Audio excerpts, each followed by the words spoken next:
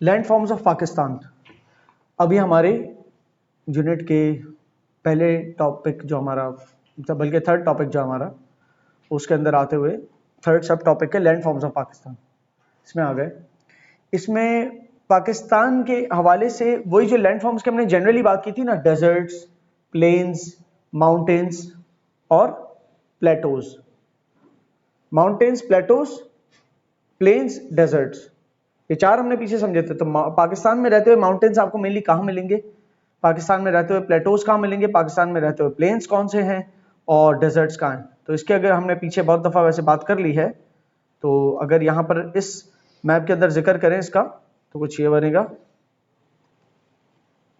पाकिस्तान में रहते हुए माउंटेन्स जो है नॉर्थ की तरफ है, नॉर्दर्न माउंटेन्स। अच्छा, ये सारा हिस्सा नॉर्थ अगर गिलो तो पूरे नॉर्दर्न माउंटेन्स है। फिर इस नॉर्दर्न माउंटेन्स को भी दो हिस्सों में तोड़ा है, एक नॉर्दर्न माउंटेन्स बना है और एक नॉर्थ पे रहते हुए वेस्ट, नॉर्थ वेस्टर्न माउंटेन्स।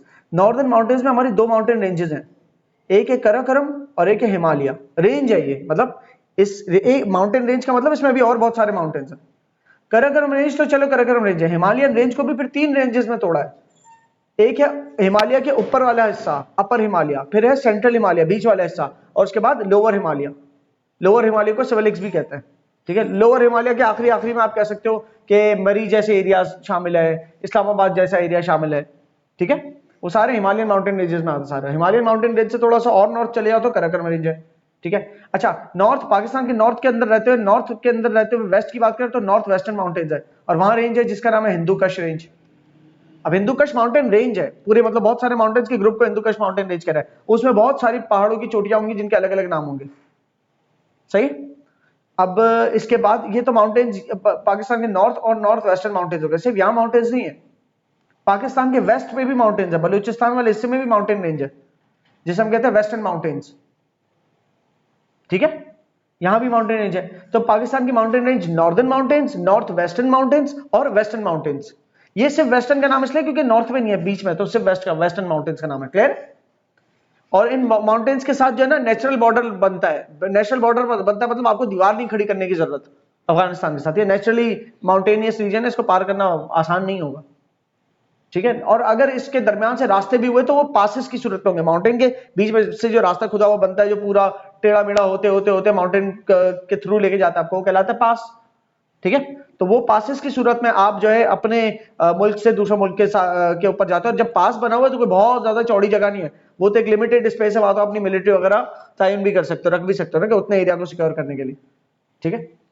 तो पासिस का बस ख्याल करना होता है। अच्छा, तो ये northern mountains, north western mountains और वेस्टर्न माउंटेन्स हो गए। तो माउंटेन्स ऑफ पाकिस्तान की बात हो गई नंबर 1।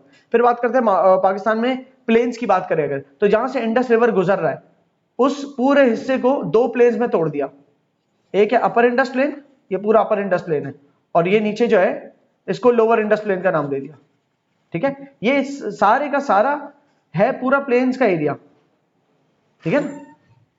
प्लेन्स मतलब जिसके जहां से दरिया गुजर रहा है, ये जो फ्लैट प्लेन्स है, तो इसमें अपर इंडस रिवर सिस्टम जहां से गुजर रहा है उसके आसपास की जो फ्लैट जमीन है वो प्लेन्स है।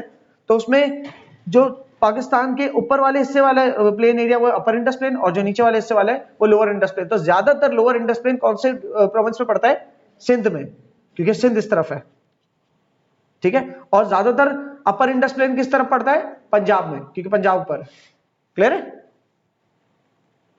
तो प्लेन्स के बारे में बात हो गई, माउंटेन रेंजेस, प्लेन्स। फिर आ जाते हैं प्लेटोज की। तो प्लेटोज दो मेनली आपको बताया, एक तो पूरे बलूचिस्तान को उठा लो, ये पूरे प्लेटोज से भरा हुआ है, बलूचिस्तान पूरा प्लेटोज से भरा हुआ है, कि आपको इतनी रगड़ जमीन मिलेगी, और वो सारी जमीन ऊंची नीची, और जो ऊंचा वाला हिस्सा वो भी पर बहुत आगे तक ऊंचा ही ऊंचा है, फिर अचानक से ढलान आ जाते हैं तो नीचा ही नीचा है। तो ये ऊपर वाला फ्लैट एरिया, फिर नीचे वाला फ्लैट एरिया, ऊपर वाला फ्लैट नीचे, तो ये जो इस तरह से रोलिंग सरफेस है ना पूरा, वो आपका हो गया प्लेटोज वाला। तो बलूचिस्तान प्लेटो, और इसके अलावा कौन सा है वो प्लेटो, पोटोहार प्लेटो, पोटवार प्लेटो कह लो। पोटवार प्लेटोज भी इस तरह के कि वो उठे हुए एरियाज हैं, बीच में से जो है ना उसके अंदर पानी का भी गुजर नहीं है कहीं से, उसके इर्द गिर्द से पानी दूर दूर से तो गुजर रहा है, लेकिन प्लेटोज बीच में आ गए उन दोनों पानियों के, और वो उठी हुई जमीन के नुमा है, ठीक है। तो पोटवार प्लेटोज और बलूचिस्तान प्लेटो है। तो अब हमने बात कर ली माउंटेन रेंजेस की, प्लेन्स की और प्लेटोज की। आखिरी चीज है डेजर्ट्स।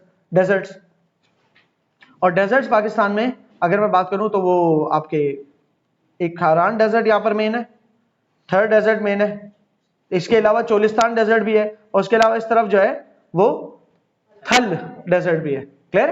ये डेजर्ट है पाकिस्तान। तो इनकी कहीं ना कहीं पीछे बात हो चुकी है।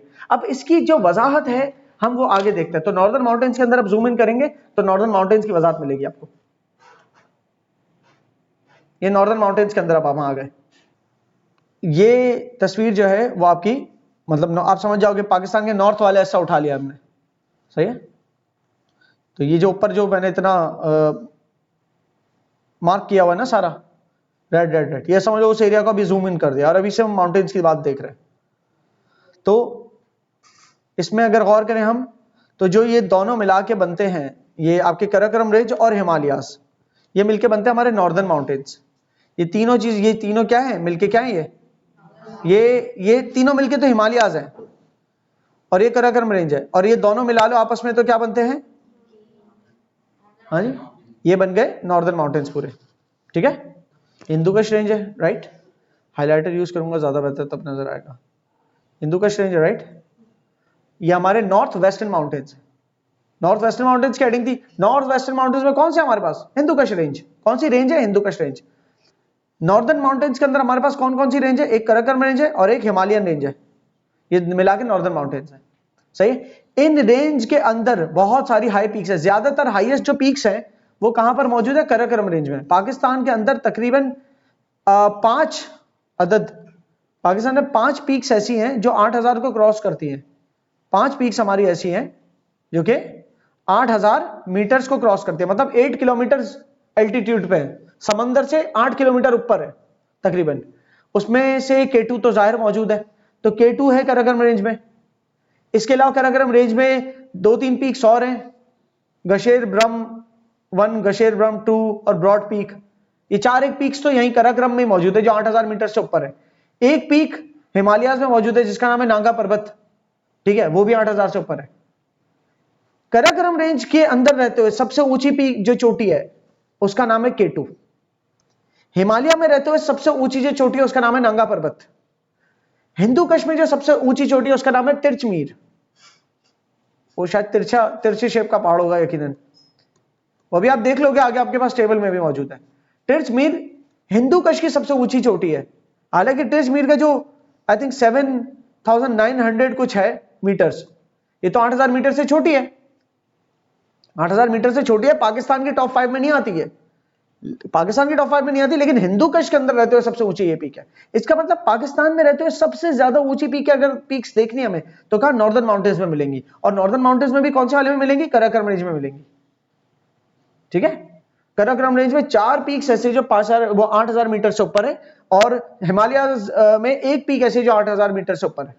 ठीक है? और बाकी 8000 मीटर से नीचे की पीक्स है एल्टीट्यूड वाइज। सही?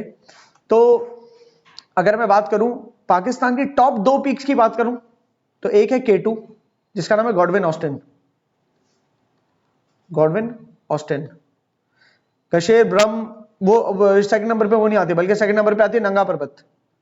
नंगा पर्वत जो है वो कहां पर मौजूद है? हिमालयाज में। K2 कहां मौजूद है? कराकोरम में। तो कराकोरम वाले के साथ K लगा दो।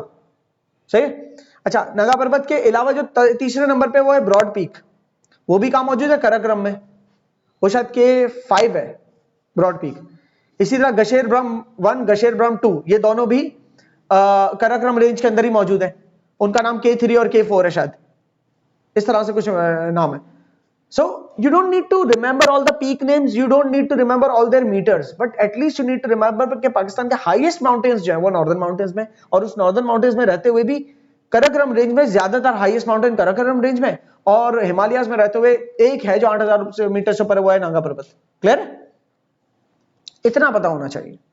हालांकि आप जब पढ़ने लगेंगे तो आपके नोट्स के अंदर इससे ज्यादा इंफॉर्मेशन मिलेगी। अच्छा, अब इस मैप के अंदर हिमालयाज जो है उसका डिवीजन देखते हैं क्या किया गया है। कराकोरम रेंज है, उसका फर्दर कोई डिवीजन नहीं है। हिमालयाज की 3 डिवीजन है। सही? क्या क्या? सेंट्रल हिमालय, लेसर हिमालय और सिवालिक्स। ओके, मैं कह रहा था अपर हिमालय, सेंट्रल हिमालय, लोअर हिमालय, ऐसा नहीं है। सेंट्रल हिमालयास, लेसर हिमालयास और सिवालिक्स। अपर हिमालय हिमालयाज के अंदर रहते हुए अपर वाला हिस्सा शायद पाकिस्तान में मौजूद ही ना हो। हिमालयाज आगे तक बढ़ते चले आ रहे हैं तो हिमालयाज का कुछ ऊपर वाला हिस्सा होगा जो पाकिस्तान में नहीं आता। टोटल हिमालय जो पूरी दुनिया में रहते हो उसका जो सेंट्रल हिस्सा है वो रेंज हमारे वहां आ रही है, सेंट्रल हिमालय। जो हिमालय की लेसर रेंज आ रही है वो आ रही है, और इसके अलावा शिवालिक्स पाकिस्तान में एंड हो रहा है। हिमालयन रेंज पाकिस्तान में ही एंड हो रही है, यूं समझो। और शुरू कहां से हो रही है? नेपाल से, बीच में पूरे इंडिया से गुजर रही है। क्लियर है? सो पाकिस्तान के अंदर है सेंट्रल हिमालय, लेसर हिमालय और शिवालिक्स, ये सब मिलके बनते हैं हिमालयन रेंज। तो हिमालयन रेंज को भी 3 और रेंजेस में तोड़ दिया गया। अब आप देख रहे हो शिवालिक्स कहां तक जा रहे हैं। इसके शिवालिक्स के नीचे ही कहीं पर इस्लामाबाद भी मौजूद होगा। यहां पर शिवालिक्स के बिल्कुल, शिवालिक्स में से ही, शिवालिक्स के फुट हिल्स मतलब नीचे वाले हिल्स में से ही जो है मरगला हिल्स होंगे। और मरगला हिल्स क्या है? मरगला हिल्स जो है उसी पे वो जो है ना दामन को, जो इस्लामाबाद का एक बहुत ही ऊंचा पॉइंट है, वो मौजूद है। ठीक है? इसी तरीके से यहीं कहीं आपको मरी मिलेगा, लेसर हिमालय शिवालिक्स के आसपास। Exact location we don't know. तो नॉर्दर्न माउंटेन का ओवरव्यू यही है कि हिंदू का 3 रेंजेस है, हिमालय, कराकोरम, हिंदुकुश। अच्छा, इनके बारे में क्या है कि माउंटेन के जो फिजिकल फीचर्स बड़े इंपॉर्टेंट है आप लोग के लिए। फिजिकल फीचर्स मतलब दिखने में कैसे? तो एक पहाड़ी इलाका दिखने में कैसे होता है? रगिड, सॉ लाइक, सॉ मतलब आरी जैसा या टीथ लाइक स्ट्रक्चर। ठीक है ना? कि तो दांतों जैसा नहीं, क्योंकि माउंटेन्स को दूर से देखो तो ऐसा लगता है कि दांत हैं, बहुत टूथ लाइक है कुछ, या सॉ लाइक है, या रगिड सरफेस है। सही है? और इसमें अ सीरीज ऑफ माउंटेन्स होते हैं। अच्छा, सिर्फ यहां पर बात खत्म नहीं हो रही, अब आपको फीचर्स के अंदर थोड़ी सी मजीद वजाहत की जरूरत है। तो ये जो फीचर्स की बात हो रही है ना, इनको हम कहते हैं टोपोग्राफिकल फीचर्स के, मतलब किसी प्लेस के फीचर्स। टोपो मतलब प्लेस, ग्राफी मतलब उसकी मेजरमेंट। ठीक है ना? टोपोग्राफिकल फीचर्स की बात करें ना अगर कभी, तो उस जगह के उतार चढ़ाव के हवाले से बात भी आपने करनी है। आप बोलेंगे कि पाकिस्तान के अंदर नॉर्थ से लेकर जैसे जैसे हम साउथ की तरफ आते हैं, तो वैसे वैसे, अब मैं वैसे तो नॉर्थ के नीचे होता है साउथ, लेकिन यूं बता नहीं पाऊंगा, इसलिए मैं यहां से थोड़ा टेढ़ा करके बता रहा हूं। नॉर्थ से पाकिस्तान में जैसे साउथ की तरफ आते हैं, तो नॉर्थ में एल्टीट्यूड ज्यादा है, फिर एल्टीट्यूड थोड़ा कम है, फिर एल्टीट्यूड थोड़ा कम है, नीचे होता चला जाता है। पाकिस्तान का जो लैंड है वो नीचे होता चला जाता है, फाइनली समंदर आ जाता है, फाइनली समंदर आ जाता है, अरेबियन सी। क्लियर है?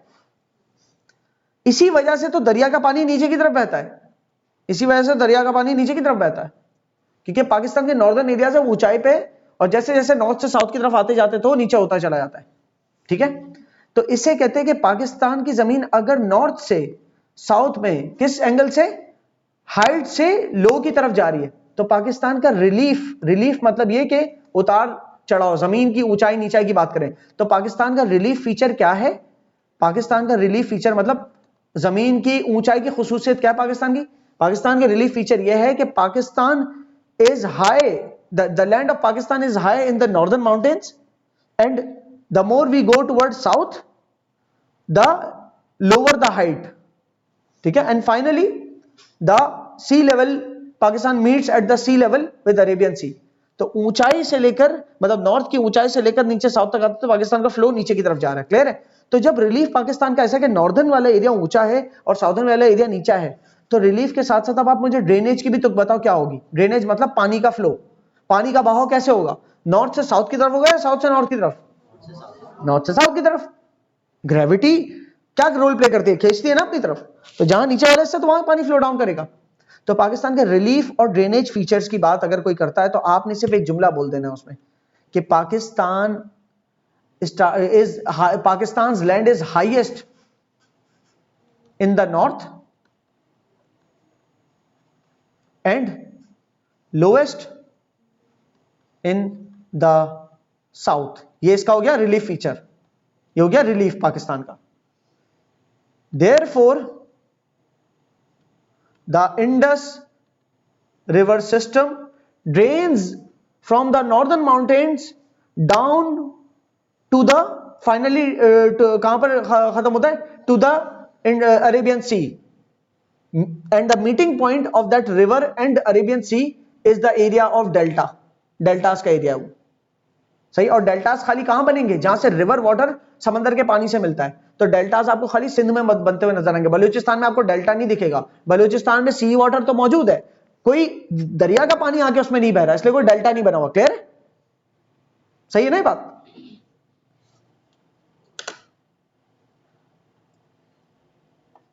अगर आप मैप के अंदर पीछे देख भी लो डेल्टा की जो मैं बात कर रहा हूं,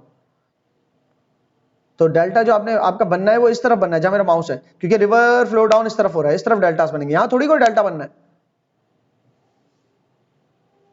जो मेन इंडस रिवर सिस्टम इतना स्ट्रॉन्ग सिस्टम है जो जहां जिसका बहाव एंड हो रहा है जहां पर, वहां पर डेल्टास बनेंगे, और ये तो डेल्टास का एक छोटा सा टुकड़ा है, दूर जाएंगे तो बहुत बड़ा रीजन है डेल्टास का, एक छोटी सी जगह से थोड़ी दरिया का पानी जाके मीट हो रहा है समंदर से, बहुत सारे एंगल से निकल रहा है, लेकिन फिर भी जितना निकल रहा है वो ज्यादा सिंध की तरफ से निकल रहा है, दरिया का पानी समंदर में मिल रहा है, तो डेल्टास आपको यहीं मिलेंगे,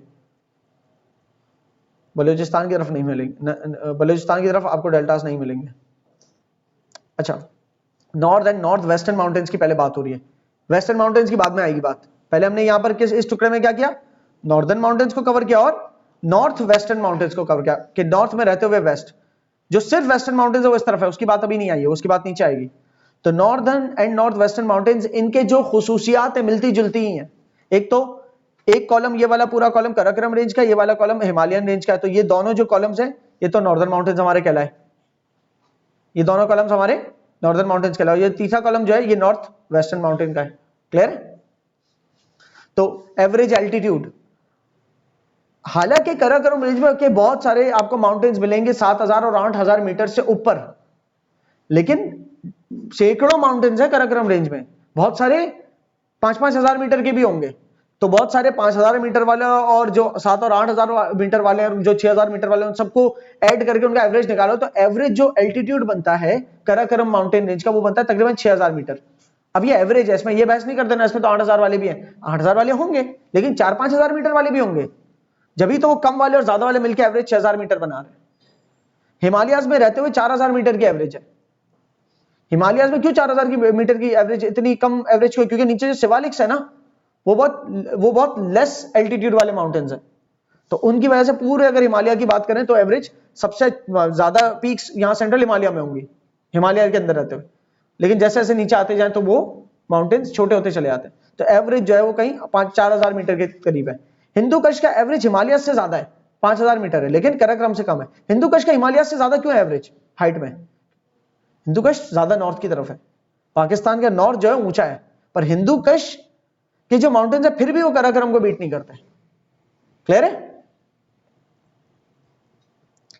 की फीचर्स इनकी, ओके फाइन, तीनों डब्बों का पढ़ लें, आपको जो समझ जो इंफॉर्मेशन दिख रही है लिख लें। फॉर एग्जांपल पहले डब्बे में लिखा है कि इसके की फीचर्स ये हैं कराकोरम रेंज के, कि इसमें डीप नैरो वैलीज हैं, डीप नैरो वैलीज मतलब कि इसके माउंटेन्स के दरमियान वैलीज बनी हुई हैं, एक माउंटेन इधर एक माउंटेन इधर, बीच में वैली है, वो वैली कैसे बनी होगी, कभी वो भी माउंटेन का हिस्सा होगा, लेकिन ग्लेशियर्स वहां से गुजरते गुजरते गुजरते माउंटेन जो जितना भी जमीन है उसको उखाड़ते उखाड़ते इरोड कर गए होंगे, तो वैलीज बन गई, वी शेप्ड वैलीज है, हो सकता है यू शेप्ड वैलीज भी हो, और हो सकता है आज जो वी शेप्ड वैलीज हो वो आज से हजारों साल बाद जाके वो यू शेप्ड वैलीज बन जाए, सही है। तो वो वी शेप्ड और यू शेप्ड आपको वैलीज मिलेंगी। कराकोरम रेंज के अंदर पीक्स बहुत शार्प है, एक तो पीक बहुत हाई वाली पीक्स है, बहुत ऊंचाई वाली पीक्स है, कराकोरम रेंज की बात हो रही है ना, और बहुत शार्प पीक्स है, मतलब उनकी रिजेस बनी हुई हैं, ऐसी गोल गोल प्लेटोज नुमा पीक्स नहीं है, सीधी सीधी पीक्स नहीं है, बड़ी शार्प रिजेस बनी हुई है, धारियां बनी हुई है, क्लियर है। ग्लेशियर्स वहां पर बहुत मिलेंगे, मतलब माउंटेन्स के ऊपर जमी हुई बर्फ, क्योंकि जितना हाई एल्टीट्यूड है उतना ज्यादा बर्फ बनने का चांस है ना, वहां पर उतना ज्यादा फ्रीजिंग वेदर होगा। अच्छा, यहां पर क्या बता रहे हैं, हिमालयास के फीचर्स नहीं लिखे हुए, हिमालयास का जो है ना यहाँ पर टुकड़े लिखे हुए हैं कि हिमालयास 3 हिस्सों में बटा हुआ है, हालांकि हिमालयास के फीचर्स भी कहीं ना कहीं यही वाले होंगे जो यहाँ पर दिए हुए हैं, जो कराकोरम के फीचर्स है, लेकिन कराकोरम से थोड़ी सी कम शार्प पीक्स होंगी इसकी, ये शार्प होंगी लेकिन कम हाई होंगी, कराकोरम की ज्यादा हाई होंगी, तो यहाँ पर फीचर्स नहीं लिख दिए यहाँ पर, बल्कि हिमालयास के 3 टुकड़े बता दिए। तो आई थिंक यहाँ पर ये नहीं होना चाहिए था, यहाँ पर भी यही होना चाहिए था कि हिमालयास के अंदर भी बहुत सारी आपको वैलीज नजर आएंगी, यू शेप के अंदर, वी शेप के अंदर वैलीज नजर आएंगी, बहुत सारे कौरी टाइप के सरफेस नजर आएंगे, कि नहीं जो बीच में एक गढ़ा बन जाता है बहुत बड़ा, फिर वहां पर झील जमा हो जाती है, पूरी एक पानी मतलब ग्लेशियर जमा होता है, फिर ग्लेशियर जब पिघलता है तो झील बन जाता है, तो इस तरह से कौरी भी कहलाता है, या सर्क CIRQUE सर्क भी कहलाती है वो जगह, ठीक है, तो वो आपको मिलेंगी यहाँ पर, ठीक है, हिमालयास के अंदर। अच्छा, टावरिंग भी, तो ये मैंने इसलिए रहने दिया है कि अभी मतलब हिमालयास के जो डिवीजन है ना वो यहाँ लिखा हुआ है, बाकी किसी और का डिवीजन नहीं है ना, तो इसका डिवीजन की फीचर्स के अंदर डाल दिया, हालांकि फीचर में तो ये बताना चाहिए ना कि खुसूसियात क्या है, ये थोड़ी बताना चाहिए कि उसका एक हिस्सा दूसरा हिस्सा और तीसरा हिस्सा है, उसमें तो ये बताना चाहिए कि पीक्स होती हैं मतलब, लेकिन इतनी हाई पीक नहीं जितनी काराकोरम की है, और 3 हिस्सों में टूटा हुआ है। आप ये बोल सकते हो कि इसकी जो एल्टीट्यूड वाइज 3 हिस्सों में टूटा हुआ है, सेंट्रल, लेसर और सिवालिक्स, और जैसे जैसे साउथ की तरफ आते हैं वैसे वैसे वैलीज का इजाफा हो जाता है, क्योंकि जितने ज्यादा साउथ में आएंगे उतनी ज्यादा वैलीज आपको मिलेंगी, जितना ज्यादा नॉर्थ में जाएंगे तो वैलीज नहीं बनी होंगी, बड़े माउंटेन्स होंगे। माउंटेन से ग्लेशियर पिघल पिघल के नीचे जा रहे होते हैं, तो जैसे जैसे नीचे ग्लेशियर जा रहे होते हैं तो उतना नीचे जाके वो वैलीज को बनाते हैं, तो ज्यादा वैलीज आपको मिलेंगी हिमालयाज के, लेसर हिमालय और सिवालिक्स के अंदर। ठीक है, हिंदू कश में क्या है, हिंदू कश की भी पीक्स बहुत ऊंची ऊंची पीक्स है। इसके अलावा इसके हिंदू कश के जरिए भी रिवर्स, मतलब हिंदू कश के एंड से रिवर इंडस समझ लो निकल रहा है। हिंदू कश और काराकोरम के बीच में से रिवर इंडस निकल रहा है, वो आप आगे देखेंगे। फास्ट फ्लोइंग है, रगेड माउंटेन्स है, सबके फीचर सेम है, सबको मिला दो एक ही बना दो, सबके फीचर सेम, क्योंकि माउंटेन्स है ना, माउंटेन्स के फीचर क्या होते हैं, माउंटेन्स की पीक्स होती हैं, शार्प रिजेस होती है, माउंटेन्स के अंदर हाई एल्टीट्यूड होता है, माउंटेन के ऊपर स्नो लाइंस होती हैं, बर्फ जमी हुई होती है। ठीक है, माउंटेन के अंदर का जो सरफेस है वो रगेड होता है, ये सबका सेम ही समझ लो। ठीक है, माउंटेन के हिल्स पे फॉरेस्ट होते हैं, लेकिन एक कहां तक होता है, जहां तक ट्री लाइन मौजूद है, उससे ऊपर जाके फॉरेस्ट भी सर्वाइव नहीं करते। ये सबके फीचर सेम कर दो। इनकी हाईएस्ट पीक लिखी हुई है, काराकोरम की हाईएस्ट पीक क्या है, K2। हिमालय की हाईएस्ट पीक का नाम,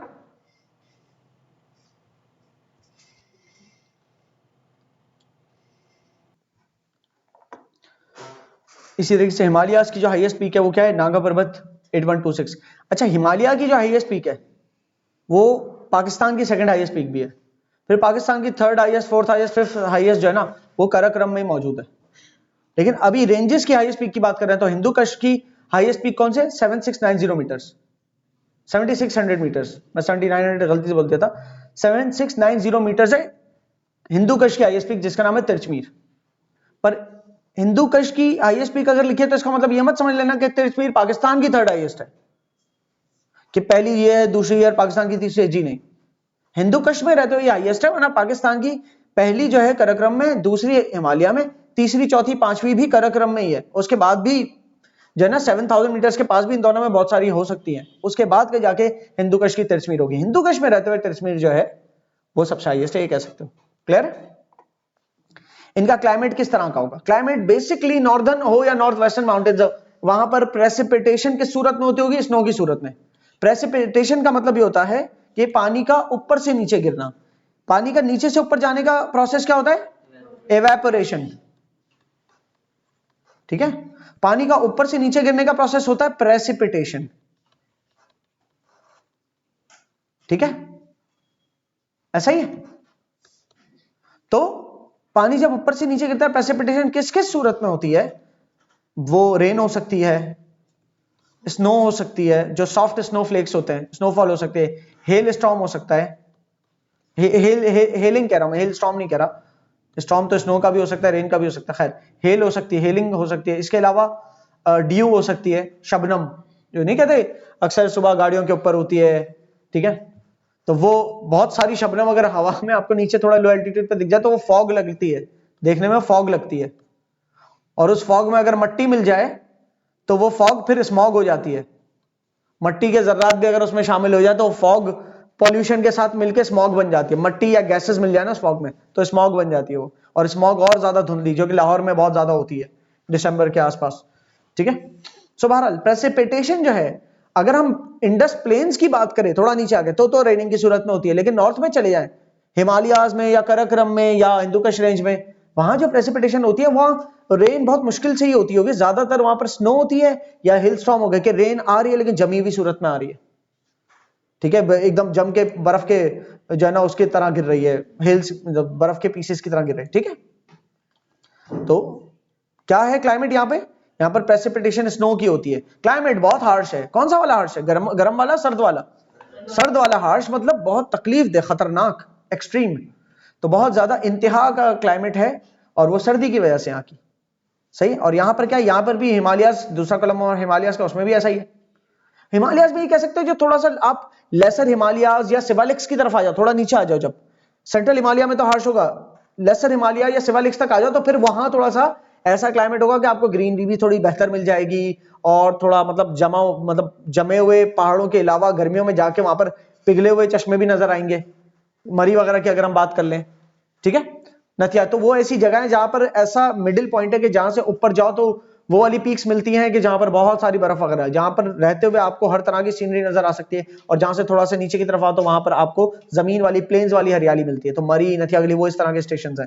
हिल स्टेशन वो होता है कि पहाड़ों के ऊपर कोई जो है ना एक कोई वैली या कुछ उस नमा बना हुआ हो, ठीक है, कोई गलीज वगैरह बनी हुई, तो वो हिल स्टेशन कहलाते हैं कि पहाड़ों के दरमियान कोई आबादी की जगह हो या जहां पर टूरिस्ट आते हो, तो वो हिल स्टेशन आपको हिमालयाज में मिलेंगे। अच्छा, क्लाइमेट एंड प्रेसिपिटेशन इसकी थर्ड, इसकी भी ऐसी ही है हिंदू कश की, वहां भी हार्श क्लाइमेट है। हिंदू कश के माउंटेन्स की जो एवरेज है वो हिमालय से तो ऊपर ही है, ठीक है। तो सेंट्रल हिमालय, कराकोरम और हिंदू कश, इनका क्लाइमेट जो है ना वो बहुत सख्त है। लेसर हिमालयाज और सिवालिक्स का फिर गुड है कि वहां पर फिर सस्टेन कर सकता है। तो जो लेसर हिमालयाज और लोअर में रहते हैं वो तो पूरे साल वहीं रह सकते हैं, लेकिन जो कराकोरम वाली साइड पे जिनकी रिहाइश है, या हिंदू कश वाली साइड पे, या फिर सेंट्रल हिमालयाज वाली साइड पे जिनकी रिहाइश है, तो वो सर्दियों में नीचे उतर आते हैं, मतलब थोड़ा सा लो साइड, थोड़ा साउथ की तरफ आ जाते हैं, क्योंकि बेरेबल नहीं होती फिर उनके लिए वो सर्दी। और वो सर्दी बेरेबल बनाने के लिए हीटर्स वगैरह चाहिए होते हैं, लेकिन हीटिंग के लिए जो गैस वगैरह को सिलेंडर्स में भर के पहुंचाना, गैस को ऊपर तक पहुंचाना या फायरवुड तक को लेके आना, वो आसान प्रोसेस नहीं होता, क्योंकि रोड्स जो है ना वो भी बर्फ से जो है ना जम चुके होते हैं। तो जिसकी जहां गाड़ियां खड़ी हो, गाड़ियां पूरी बर्फ में लग जाती है, जम जाती है, वो ऐसा वहां पर क्लाइमेट हुआ होता है। तो वो तो सब छोड़ छाड़ के नीचे उतर आते हैं, ठीक है। इसीलिए उनका लाइफस्टाइल कैसा है, नोमैडिक या सेमी नोमैडिक। नोमैडिक मतलब क्या बताया था मैंने, पहले भी बोल चुका हूं सवाल से। नोमैडिक मतलब खाना बदोश वाली जिंदगी, कि एक जगह आपकी सेटलमेंट नहीं होती। हम जिस तरह सिविलाइज्ड मैनर में रह रहे हैं एक सिटी के अंदर सेटल्ड है, हम नोमैडिक नहीं है, पूरे साल उसी जगह रहते हैं, सालों सालों से एक ही जगह रह रहे हैं। और हम अगर घर वगैरह बदलते हैं तो वो अपनी और बेहतरी के लिए, मतलब उसमें ये मसला नहीं है, रोड्स नहीं है, इंफ्रास्ट्रक्चर सब कुछ है, हीटिंग कूलिंग का सिस्टम प्रॉपर मौजूद है हमारे। लेकिन इन जगहों पर उनको नोमैडिक लाइफस्टाइल, क्योंकि रहना इतना मुश्किल हो जाता है, रह ही नहीं सकते, तो फिर वो उस जगह पर आ जाते हैं कि जहां पर उनकी रिहाइश मेंटेन हो सके, जहां पर उनकी तबीयतें संभल सके, उनके खुराक मुहैया हो सके, उनका टेम्परेचर कंट्रोल सही। तो इन लोग का नोमैडिक लाइफस्टाइल होता है। अच्छा, नोमैडिक की जगह सेमी नोमैडिक भी लिखा हुआ है यहाँ। सेमी नोमैडिक मतलब कंप्लीटली नोमैडिक नहीं है। कंप्लीटली नोमैडिक तो शायद थर वालों का होता होगा कि बस ट्रैवल ही करते रह रहे, जहां पानी दिखा रुक गए। और आज के दौर में नोमैडिक बहुत कम मिलेगा। आज के दौर में ज्यादातर मिलेगा भी तो सेमी नोमैडिक मिलेगा। सेमी नोमैडिक मतलब ज्यादातर आप एक ही जगह होते हो, लेकिन फिर भी साल के कोई ना कोई पहर ऐसे आते हैं जब आप मूव करते हो, सही। तो वो सेमी नोमैडिक हुआ। नोमैडिक तो ये कि किसी जमाने में जो जंगी लश्कर होते हैं ना, उनका होता है नोमैडिक लाइफस्टाइल, कि अब जहां खैमा लगाया पूरे लश्कर को लेकर, तो वहीं पर पानी वगैरह देख के सरवाइव किया, फिर वहां से अपनी नेक्स्ट प्लानिंग की, फिर वहां ऊंट ऊंट पे लादा अपना सारा सामान और मजीद आगे निकल गए, सही है। वो नोमैडिक है कंप्लीटली। पाकिस्तान या दीगर दूसरे ममालिक में आज की तरक्की के दौर के बाद तो सेमी नोमैडिक हो सकता है कि आप अपने एरिया से थोड़ा सा मूव आउट कुछ अरसे के लिए करते हो, कि जहां पर फैसिलिटी मिल जाती है क्लाइमेट से बचने के लिए, या पानी का कहीं पर शॉर्टेज है जैसे थर जैसी जगह, वहां भी सेमी नोमैडिक लाइफस्टाइल है कि आप मतलब नोमैड्स वाली जिंदगी जीते हो, कि जहां पर आपके सर्वाइवल की चीजें मौजूद है, वहां पर चले गए कुछ अरसे के लिए। इसलिए कुछ अरसे के लिए जाते हो, तो इसलिए हम कह रहे हैं सेमी नोमैडिक, ठीक है जी। पर दुनिया के बहुत सारे हिस्से ऐसे भी होंगे जहां आज तक भी कंप्लीटली नोमैडिक हो सकता है। अफ्रीका में बहुत सारी जगह ऐसी हो सकती है। अफ्रीका में डेजर्ट बहुत सारा है, अफ्रीका में फॉरेस्ट भी बहुत सारा है, क्योंकि अफ्रीका में पूरे बहुत बड़े कॉन्टिनेंट की बात कर रहे हैं। अच्छा जी, लाइफस्टाइल तीनों माउंटेन रेंजेस के बता दिए। इकोनॉमी, कमाई के जराए और कल्चर, इन तीनों माउंटेन्स का थोड़ा थोड़ा बताएं। अगर बाय डिफॉल्ट कोई पूछे इन तीनों माउंटेनियस रीजन्स के कमाई के जराए क्या है, तो आप कहोगे मेनली टूरिज्म। टूरिज्म जो है, एग्रीकल्चर मुश्किल से। कहां, आप नॉर्दर्न माउंटेन के स्लोपी वाले रीजन में प्लेन एरिया है ही नहीं, तो आप कैसे एग्रीकल्चर करोगे। फिर अगला बंदा बहस कर सकता है, भाई दो माउंटेन्स के दरमियान वैलीज भी तो होती है। आप कहोगे वैलीज को इतनी बड़ी जगह, प्लेन्स जितनी बड़ी जगह नहीं होती, सही। और फिर उन वैलीज में भी जो वेदर है वो वार्म नहीं है, वो बहुत हार्श वेदर है, तो हर तरह की क्रॉप भी नहीं उग सकती, बहुत लिमिटेड क्रॉपिंग हो सकती है जो हो सकती है। हाँ, फ्रूट्स वगैरह होंगे कुछ कि जो नॉर्दर्न एरियाज के उगते हैं, तो वो दरख्त वगैरह लगे होंगे, वो हर साल फ्रूट निकलते होंगे वहां से, या ड्राई फ्रूट्स वगैरह का कुछ वहां पर मतलब कुछ ना कुछ करते हैं। जाहिर है कमाने के कुछ तो जराए बनाए हैं ना उन्हें, तो उनके जो फ्रूट्स हैं वो बिक जाते हैं, और फ्रूट जो नहीं बिकते उसको ड्राई फ्रूट के तौर पर फिर वो इवेंचुअली बेचते हैं, ठीक है। तो इसके अलावा क्या टूरिज्म है। इसके अलावा अगर आप कराकोरम रेंजेस की बात करें, तो कराकोरम के अंदर जो है 8000 मीटर से ऊपर की पीक्स मौजूद हैं। इस वजह से बहुत सारे माउंटेनियर्स दुनिया भर के वहां पर आते होंगे वो माउंटेन क्लाइंबिंग के लिए, कि वो एक एडवेंचरस एक्सपीरियंस है। इसके अलावा वहां पर माउंटेन एक्टिविटीज की वजह से थोड़ी इनकम जनरेट हो सकती है। होटलिंग इंडस्ट्री भी किसमें आ गई, टूरिज्म में। होटल्स वगैरह जो कमाते हैं वो भी टूरिज्म आप बोल दो, main source of income tourism कह सकते हो, या कुछ फ्रूट्स एंड ड्राई फ्रूट्स। बाकी हिमालयाज के अंदर रहते हुए लोअर और सेंट्रल हिमालय से थोड़ा नीचे आ जाओ, हिमालयाज में रहते हुए जो लोअर है और हिमालयाज और शिवालिक्स, उसमें रहते हुए आप फिर कह सकते हो कि वहां पर कुछ ना कुछ वैलीज ज्यादा होंगी एज कंपेयर टू ऊपर वाले हिस्से के।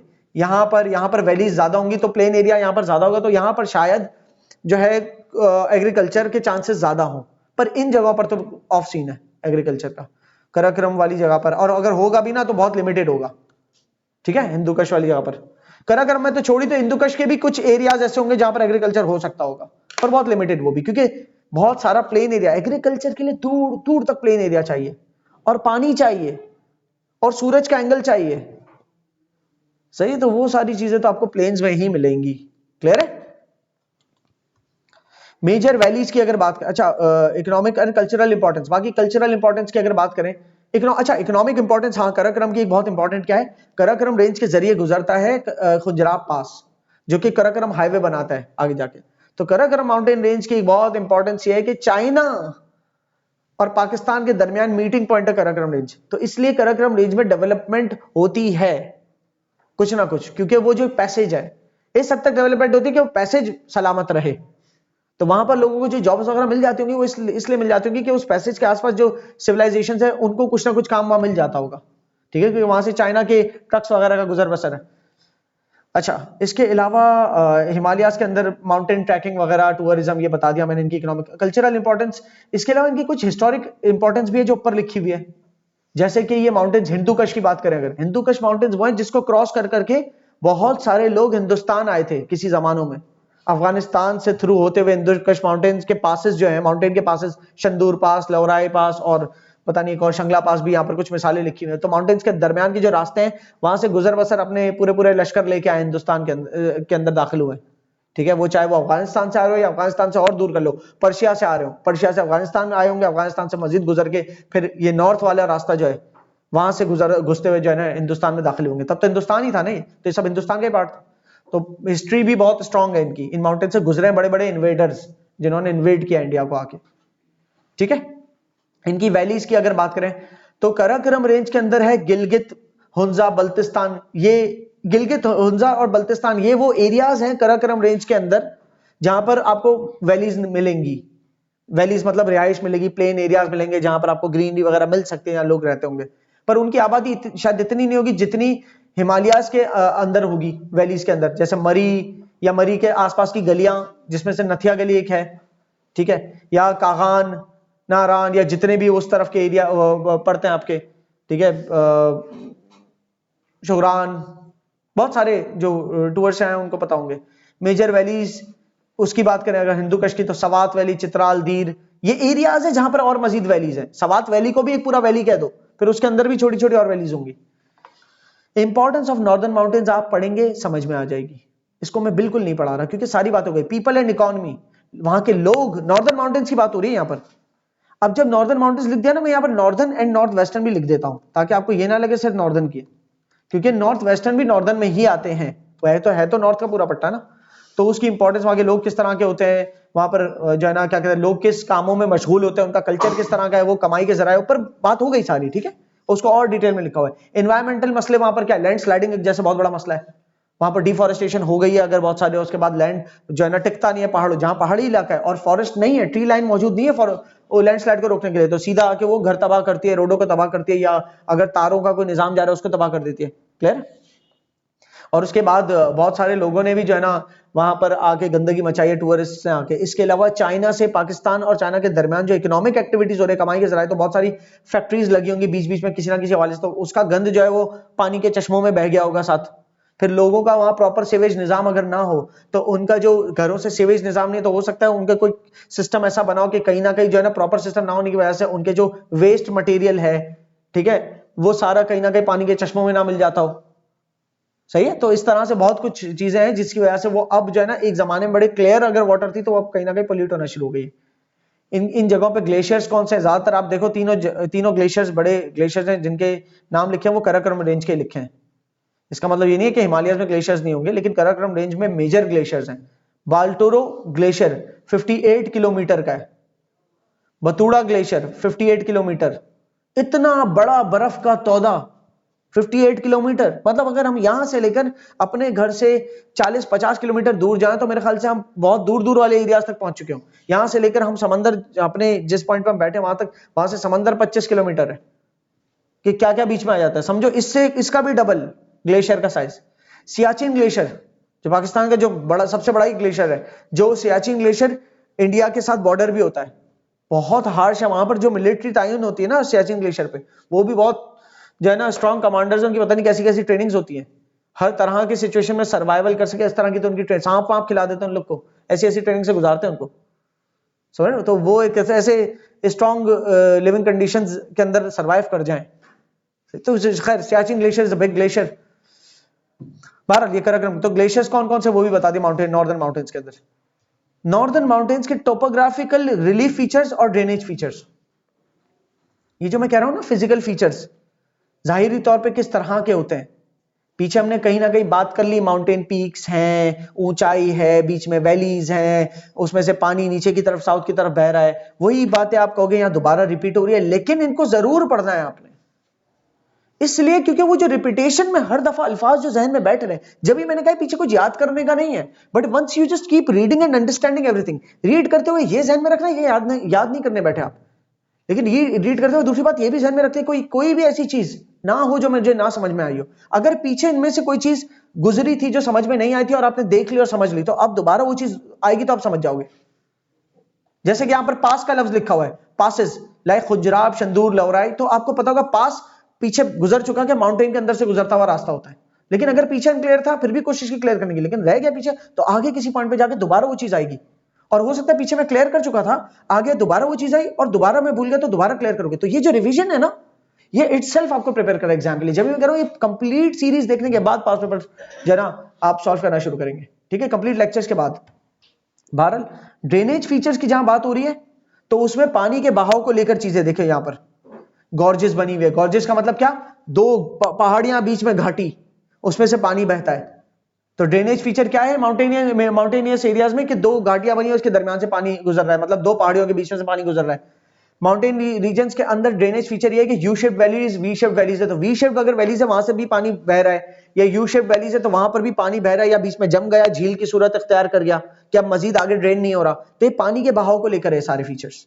और इस तरफ सारे फीचर्स क्या है, जमीन के को लेकर, जमीन किस तरह की दिखती है दिखने में, कहीं कहीं यू शेप वैलीज यहां भी लिखी हुई है और यहां भी लिखी हुई है, लेकिन यहां जिस हवाले से लिखी हुई है वो इस हवाले से लिखी है कि ग्लेशियर्स पानी बनते हैं वो किस तरह से गुजरते हैं, यू शेप वैली के हवाले से यहाँ पानी और ग्लेशियर्स के हवाले से जिक्र है, जबकि यहां जिक्र है कि दिखने में किस तरह की है वो जमीन जाहिरी तौर पे, ठीक है।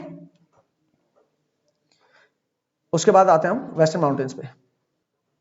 वेस्टर्न माउंटेन्स स्टार्ट करने से पहले मैं अगर आपको खाली बताऊं कि हमने northern, for example I am just not making the whole map, पर हमारे पास जो ऑलरेडी मौजूद है उसके ऊपर बात करेंगे।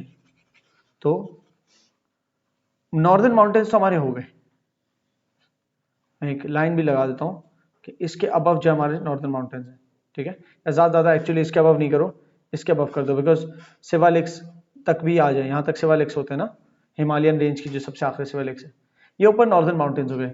वेस्टर्न माउंटेन्स आपको मेनली मिलेंगे वो यहाँ पर मिलेंगे इस तरफ, ठीक है, ये वेस्टर्न माउंटेन्स, यहाँ पर भी माउंटेन्स होंगे, यहाँ पर भी माउंटेन्स हैं, यहाँ पर भी माउंटेन्स हैं, यहाँ पर भी माउंटेन्स हैं, तो ये अब मजीद अलग अलग रेंजेस जो है ना, वेस्टर्न माउंटेन्स और बाकी तमाम रेंजेस वो इसी में साथ कवर कर लेंगे, सही। और ये मेनली ये सारी कहाँ पर है, मेनली बलूचिस्तान के अंदर है, most of it are in Baluchistan में, भी कुछ हिस्सा केपीके का लग जाएगा, कि खैबर पख्तूनख्वा का कुछ लोअर हिस्सा लग जाएगा वेस्टर्न माउंटेन्स के अंदर, लेकिन नॉर्थ वेस्टर्न की बात नहीं कर रहा, वेस्टर्न की बात कर, तो वेस्टर्न वहां से लेकर यहाँ तक बीच में बाकी और भी रेंजेस आती हैं, तो बीच में और रेंजेस हैं जैसे कि सेंट्रल ब्राहवी रेंज है, करथर रेंज है, सुलेमान रेंज है, तो यहाँ पर इस एरिया में ब्राहवी रेंज है, करथर रेंज है, सुलेमान रेंज है, इस तरह से है। और फिर ये वेस्टर्न माउंटेन्स के अंदर यहाँ पर फिर अलग अलग वेस्टर्न माउंटेन्स के अंदर भी फिर अलग अलग माउंटेन्स हैं, जैसे वजीरिस्तान हिल्स हैं, और उसके अंदर फिर कोई पीक्स भी हैं, ठीक है, वो हम देख लेंगे। बेसिकली इस मैप को अगर मैं देखूं फिर, और इस मैप में वो तमाम जो मैंने अभी बात की वो मौजूद हैं,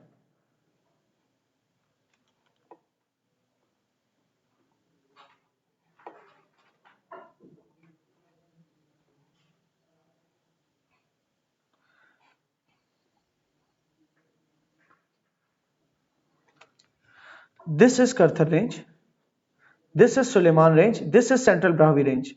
ठीक है, सेंट्रल ब्रावी रेंज यहां भी मिल सकती है, हो सकता है करथर रेंज किसी मैप में यहां नजर आए और सेंट्रल ब्रावी रेंज यहां नजर आए, इस डिस्टिंक्शन पे मत जाना भी। ठीक है, ये बस आपको पता होनी चाहिए ये और 3 रेंजेस हैं।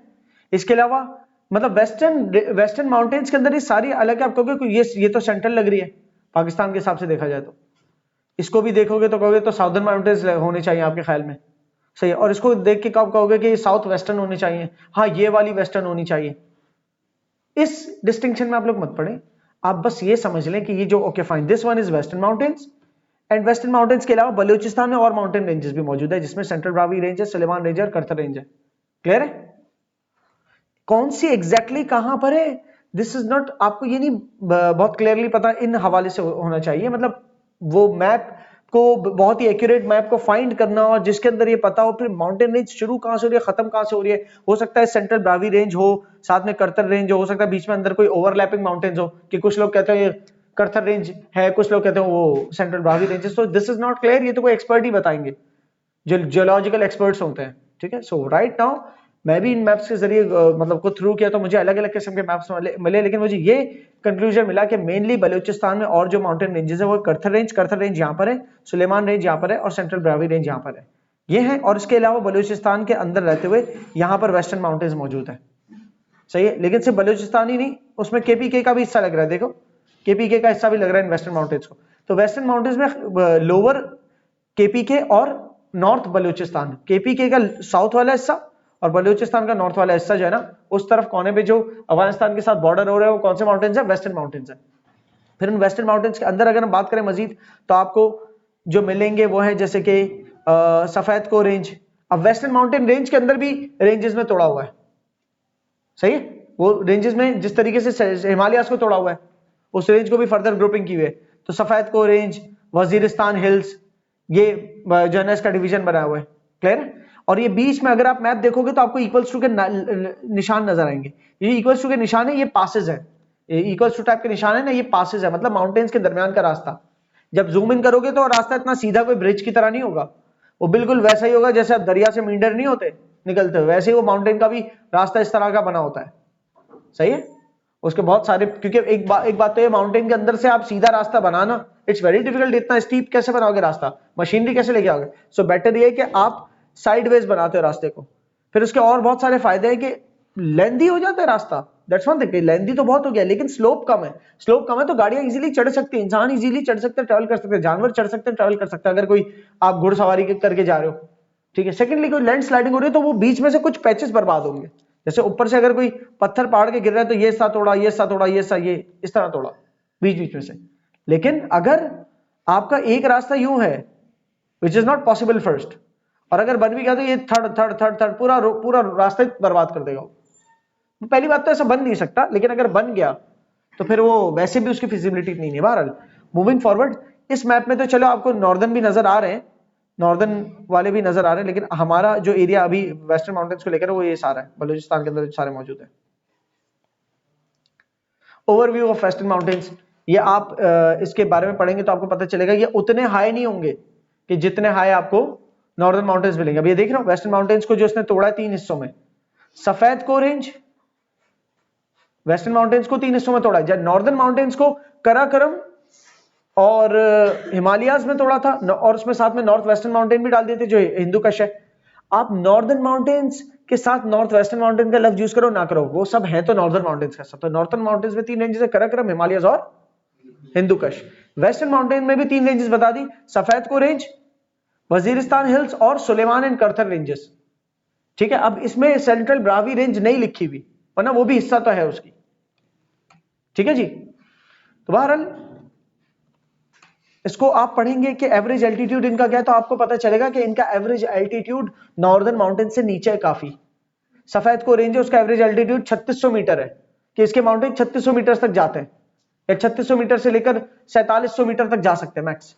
कि इनकी हाईएस्ट पीक जो है ना 4755 मीटर्स, 4755 मीटर्स तो तकरीबन जो कराकरम के K2 है उसकी तकरीबन आधी कह लो, ये तो सही है, जिनकी हाईएस्ट पीक है किसकी, सफेद को रेंज के। और वेस्टर्न माउंटेन्स में जो सबसे हाईएस्ट माउंटेन है वो कौन सा है, सफेद को। क्योंकि सफेद को सबसे ऊपर है वेस्टर्न माउंटेन्स में, फिर उसके बाद वजीरिस्तान हिल्स और नीचे है, फिर उसके बाद सुलेमान, सेंट्रल ब्रावी और करथर रेंजेस तो और नीचे है। और जितना हम साउथ पे आते हैं तो पाकिस्तान का रिलीफ फीचर क्या है, पाकिस्तान का रिलीफ फीचर मतलब जितने साउथ पे आते हैं उतने नीचे होती चली जाती जमीन, उतना एल्टीट्यूड कम होता चला जाता है। क्लियर है? तो इसलिए जितनी नीचे वाले माउंटेन रेंजेस की बात हो रही होती है ना, उनका एवरेज जो है ना मीटर, एवरेज मीटर्स जो है वो छोटा होगा एल्टीट्यूड। क्लियर है? सो आप इनको कंपेयर नहीं कर सकते नॉर्दर्न माउंटेन से, पहली बात कि इनका एवरेज तो 3600 मीटर का है और वजीरिस्तान हिल्स का तो एवरेज कोई 1500 से 2000 मीटर के करीब होगा एवरेज, मतलब 1700-1800 मीटर कह लो एवरेज। ठीक है, यहां पर एक नंबर लिखूंगा तो मैं 1700 मीटर्स कह दूंगा, चले एवरेज। ठीक है, और इस वजीरिस्तान हिल में भी अप टू मतलब कि कहां तक चला जाता है, कहां तक चला जाता है, पीरगढ़ तक, प्रेगाल माउंटेन का नाम है, या पीरगढ़ ये माउंटेन का नाम है। ठीक है, तो ये पीरगढ़ है या पीरगार है, वट एवर इट इज, मुझे प्रोनाउंसिएशन एग्जैक्टली नहीं पता, लेकिन ये 3515 मीटर्स का है, 3515 मीटर, मतलब 3 किलोमीटर समंदर से ऊंचा, सॉरी 3.5 किलोमीटर समंदर से ऊंचा है एल्टीट्यूड वाइज। ठीक है, जबकि माउंट सिकाराम वो जो है 4700 मीटर्स है इसका एल्टीट्यूड, वो सफेद को रेंज में है, वजीरिस्तान हिल्स में पीरगढ़ है, और सुलेमान और करथर रेंजेस के बारे में जो बता रहे हैं ना, तो क्योंकि सुलेमान और करथर रेंज एक ही उसमें आ रहे हैं, एक ही आप देखेंगे ना उसका फ्लो, तो यहां से यहां तक एक फ्लो में जा रही है सुलेमान करथर रेंज, ये जो है ये जो सारी माउंटेन रेंज जहां से यहां तक जा रही है ये सुलेमान एंड करथर रेंज है। और यही वो रेंजेस है जिसकी वजह से और मुश्किल हो जाता है पानी को गुजारना, माउंटेन के अंदर से बमुश्किल खुद गुजरने का रास्ता बनता है पासेस की सूरत में, और माउंटेन के पासेस तो माउंटेन की हाइट्स के ऊपर भी बन सकते हैं। पानी के लिए कैनाल हाइट पे कैसे बनाओगे, पानी खुद कैसे फ्लो होगा, कैनाल तो नीचे से ही बनना जरूरी है ताकि वो नीचे से फ्लो हो। अब जब हम माउंटेन को पार कर रहे हो तो हम तो ऊपर से भी पार कर लेते चल के या गाड़ी चढ़ा के, पानी कैसे चढ़ के पार करेगा, समझ आ रही है? सो इतना बड़ा कैनाल बनाना कि बलूचिस्तान तक ले जाए पानी, it's not possible between the mountains. बड़ी पूरे माउंटेन को नीचे तक काटने वाली मशीनरी कौन सी, माउंटेन के आसपास सुराख करने की इतनी बड़ी कौन सी ड्रिल लेके आओगे भाई आप, सही है? So it's not possible unless कि आप रिवर के एक साइड पे ऐसी मशीनरी लगाओ कि वो मशीन मोटर का काम करते हुए दूसरी तरफ, ये हमारे घर के रोड पार पानी नहीं फेंक रहे हैं, ये पता नहीं कितने 100 किलोमीटर फासला है जिसमें पहाड़ ही पहाड़ है, वहां से वहां तक कौन सी मशीनरी लगाओगे ऐसी जो वहां पानी फेंके, और वो भी 10 घरों की सप्लाई का पानी नहीं बोल रहे आप, पूरा दरिया बनाने की बात कर रहे हो। तो जिस स्पीड से वो पानी जा रहा होगा उससे ज्यादा स्पीड से तो एवापोरेट हो रहा होगा रोज, वो पानी जाके फैल जाएगा कहीं और एवापोरेट हो जाएगा, मतलब उसको आप कैप भी कर सकते, इट्स नॉट पॉसिबल, मतलब बहुत अजीब सा एक्सपेंडिचर है, वरना तो हो ही जाना था जब हो सकता होता ये तो। एनीवेज, तो ये करथर और सुलेमान रेंज में रहते हुए भी जो हाईएस्ट पीक अगर बनती है ना तो वो है तख्ते सुलेमानी, वो 3300 मीटर है। ठीक है, सेंट्रल ब्रावी रेंज का यहाँ पर अभी जिक्र नहीं है इसके अंदर, ये मैंने लिख दिया था central Brahui range just for your information.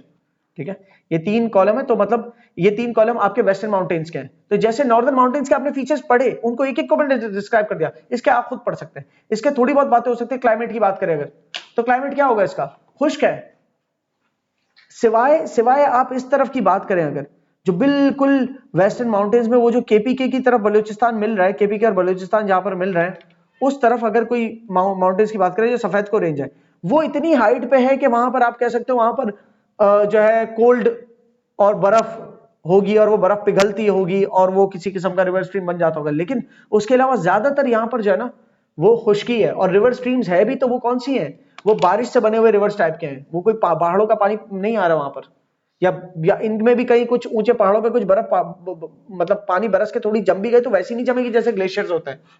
तो इस यहाँ पर आपको इनके लैंडस्केप पे ग्लेशियर्स नजर नहीं आएंगे, पानी भी ऐसा कोई जमा हुआ नहीं है पहाड़ों पे, वो खुश्क पहाड़ है, ज्यादा ज्यादा छोटे मोटे रिवर्स हो सकते हैं यहाँ पर, जो कि बारिशों से बहुत ज्यादा बारिश अगर पहुंच गई यहाँ तक अगर बिलफर्स, तो वो उससे बन गए तो बन गए, और वो भी बीच बीच में कुछ हिस्सों पे होते हैं, पर उन रिवर्स का कंपैरिजन बिल्कुल भी नहीं है इंडस रिवर सिस्टम से। बहरहाल तो यहाँ का क्लाइमेट क्या, खुश्क है, मेन बात क्या है यहाँ पर, क्लाइमेट खुश्क है। ठीक है, एरिड क्लाइमेट। तो लाइफस्टाइल क्या है यहाँ पर नोमैडिक सेमी नोमैडिक लाइफस्टाइल है, यहाँ पर भी नोमैड्स है, एक तरफ से दूसरी तरफ भटक रहे, किस लिए भटक रहे होंगे, पानी के लिए। अब यहाँ पर हार्श क्लाइमेट, गर्मी को की शिद्दत तो छांव डाल के बर्दाश्त कर लोगे, लेकिन पानी की कमी कैसे बर्दाश्त करोगे, सही है, तो हार्श क्लाइमेट है। तो इसको उस हार्श क्लाइमेट जो सॉरी हार्श क्लाइमेट कह रहा हूं, वाटर की कमी है, तो उस वाटर की कमी को कंपनसेट करने के लिए इधर उधर जाना पड़ता है इनको। सही है। और इन्हीं जगहों की वो तस्वीर होती है, मटका लेके खवातीन जो है ना डेजर्ट के अंदर जा रही हैं, क्योंकि यहाँ ज्यादातर डेजर्ट्स और प्लेटोज, और प्लेटोज भी बिल्कुल खुश्क वाले जो प्लेटोज होते हैं। इनके की फीचर्स की बात करें, अच्छा यहाँ लिखा है स्नो कवर्ड पीक्स, तो स्नो कवर्ड पीक्स कैसे हो गई बेटा, ये सिर्फ सफेद कोह रेंज के साथ लिखा है। सही है, सफेद कोह रेंज में फिर इतनी ऊंचाई मौजूद है कि वहां पर कोई स्नो कैप बन जाता होगा पीक का, वो भी लेकिन ग्लेशियर्स नहीं है, ग्लेशियर्स नहीं बनते वहां पर। सही जी, वो ज्यादा स्नो जम गई पहाड़ों पे एक हद तक, तो वो इतनी ज्यादा नहीं है कि जिसको आप ग्लेशियर का नाम दे दो। तो पहाड़ों की पीक जो है स्नो कैप, और वो भी कहां पर स्नो कैप अगर होती है तो सफेद को रेंज तक हो सकती है, तो हो सकती है वो बिल्कुल जो है ना इन वेस्टर्न माउंटेन्स को, अगर मैं बोलूं वेस्टर्न माउंटेन्स का एरिया अगर मैं हाईलाइट करूं, वेस्टर्न माउंटेन्स का ये सारा एरिया, सही है। तो ये वाले एरिया के अंदर जो बिल्कुल टॉप पे है, ये वाली सफेद को रेंज यहां पड़ती है, तो ये क्योंकि पाकिस्तान के अंदर रहते हैं काफी नॉर्थ के ऊपर हो गई ना, वेस्टर्न माउंटेन्स में भी सबसे ऊपर वाले हिस्सा है, तो इसकी हम इसीलिए इसका एल्टीट्यूड भी बहुत ज्यादा है बाकियों की बनस्बत, नीचे वालों की बनस्बत 4700 मीटर, तो इसलिए आप कह सकते हो कि यहां पर स्नो कैप पीक हो सकती है। ठीक है, सफेद को रेंज का दूसरा नाम है स्पिनगर, स्पिनगढ़ है या स्पिनगार, ये मैं गार तो नहीं पढ़ता, इसको गढ़ ही पढ़ता हूं। लाइफस्टाइल नोमैडिक, सेमी नोमैडिक, यहाँ पर क्या एग्रीकल्चर भी क्या ही होता होगा, यहाँ ज्यादा लाइव स्टॉक को लेकर घूमे फिरे, कई झाड़ियां, कोई कुछ मिला खिला दिया पिला दिया। ठीक है, तो ये शीप्स और गोट्स की हर्डिंग होती है यहाँ पर, पहाड़ी बकरियां और ये सब यहाँ। अच्छा, इसमें भी जो लाइव स्टॉक यहाँ पर होता होगा ना, वो कम पानी में पला हुआ होता है, एज कम्पेयर टू पंजाब में जो लाइव स्टॉक होगा वो ज्यादा पानी में पला हुआ होता है, तो इनकी भी फिर नस्लें डिफरेंट आती है फिर। सही, तो आप देखेंगे तो तकरीबन लाइफस्टाइल सेम ही है इनका वेस्टर्न माउंटेन्स का, बस क्लाइमेट में थोड़ा फर्क है कि यहाँ तो एरिड है, इन दो का तो एरिड ही एरिड है, बाकी इसका कह सकते हो कि ये थोड़े से ऊपर है, तो इनका थोड़ा सा आप कह सकते हो इनके माउंटेन्स पे स्नो होगी, वो पिघल के थोड़ा बहुत रिवर स्ट्रीम्स बन जाती होंगी। Clear. Economic and cultural point of view देखते हैं, तो strategic location due to Kurram pass, ये यहाँ पर आपके जो वेस्टर्न माउंटेन्स का ऊपर वाला हिस्सा है, वहां पर माउंटेन पासेस हैं, वो पासेस कहां लेकर जाते होंगे, ये पासेस अफगानिस्तान तक लेके जा रहे होंगे। सही है, तो जो बीच बीच में पास है ये स्ट्रेटेजिक है ना, आपको इंटरनेशनल ट्रेड में मदद देते हैं, या अफगानिस्तान को कुछ मंगवाना हो जो बाय सी आ सकता हो खाली, तो सी तो पाकिस्तान में लगता है, वो पाकिस्तान में आएगा, फिर पाकिस्तान में आने के बाद फिर अफगानिस्तान में जाके बिकेगा, तो पाकिस्तान ऐसे कमा सकता है। पर अगेन इन जगहों पर अगर लोगों को मोबिलाइज नहीं किया गवर्नमेंट ने, अगर गवर्नमेंट ने जगह के लोगों को फैसिलिटेट नहीं किया, इंडस्ट्री वगैरह नहीं खोल के दी, इनके लिए इंफ्रास्ट्रक्चर, रोड्स, बिजली, ये सारी चीजें फराहम नहीं करके दी, इंटरनेट वगैरह प्रॉपर तरीके से, तो फिर यहाँ के लोगों के पास कोई और चारा नहीं रहता, तो क्या होता है फिर स्मगलिंग करते हैं, गवर्नमेंट को बिना बताए माल इधर से उधर कर रहे होते हैं। कहां से रोकोगे भाई, आपके जहां पासेस है वहां तो मिलिट्री लगा ली, लेकिन पहाड़ों में से बीच बीच में से कहीं ना कहीं से रास्ता निकाल भी सकते हैं, कहां मिलिट्री लेके आओगे, ये तो बहुत बहुत बड़ा रास्ता हो गया, पहाड़ से जाना मुश्किल है, पूरे पूरे लश्कर ले जाना पहाड़ों से मुश्किल है, लेकिन चंद अफराद किसी ना किसी जुगाड़ के जरिए कोई थोड़ी लोहाट देखी तो गुजार भी सकते हैं माल को। और इनफैक्ट कुछ ऐसा भी हो जाता है कि ये जहां से पास है वहां से भी कुछ ना कुछ करके अपनी सेटिंग बना के, होता है कि वहां की जो फॉर एग्जाम्पल बॉर्डर के ऊपर भी जो तैनात स्टाफ है, वो भी कभी कभी ऐसा पॉसिबल है करप्ट हो सकता है, तो उनके जरिए स्मगल हो गया माल। ठीक है, और करने भी शायद देती हो गवर्नमेंट कभी ना कभी, के अगर अभी इनकी ये सारी चीजें बिल्कुल रोक दी तो फिर ये क्रिमिनल बन जाएंगे, फिर ये मुल्क के अंदर कमाना तो है ना इनको, फिर ये मुल्क के अंदर किसी तरह फिर किसी को लूटना शुरू हो जाएंगे। सो कहीं ना कहीं ये चीजें गवर्नमेंट को देखनी पड़ती है कि किस तरह इन लोगों को फैसिलिटेट करे। सही, और फैसिलिटेट करेंगे तो फिर एक बेहतर इंटरनेशनल ट्रेड का मौका मिलेगा।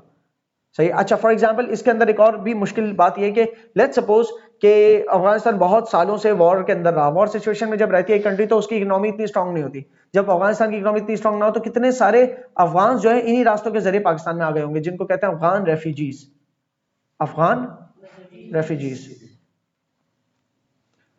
सही है, वो आ गए, उन्होंने रेफ्यूज लिया पाकिस्तान में आके मतलब अपनी सिक्योरिटी बनाई, सिक्योरिटी मतलब अगर वॉर, अमेरिका आके वहां वॉर सिचुएशन क्रिएट किया हुआ तो यहाँ पर बहुत सारे अफगान आ गए, उन्होंने पाकिस्तान में आके रेफ्यूज लिया, और इसके अलावा यहाँ पर आके गवर्नमेंट की नॉलेज में नहीं हुआ, बिल्कुल ऐसे आए जैसे कि माल स्मगल होता है, तो फिर इनके पास शनाख्ती कार्ड भी नहीं होंगे, तो फिर ये कोई ऑफिशियल काम तो कर नहीं पाएंगे, हर ऑफिशियल काम में शनाख्ती कार्ड चाहिए होता है, तो फिर ये इनफॉर्मल सेक्टर के अंदर आपको ज्यादा मिलेंगे, सफाई सुथराई के मामलात हो गए, या कहीं पर ऐसी जगह जो रजिस्टर्ड नहीं है वहां पर अपने होटल शोटल खोल लिया XYZ।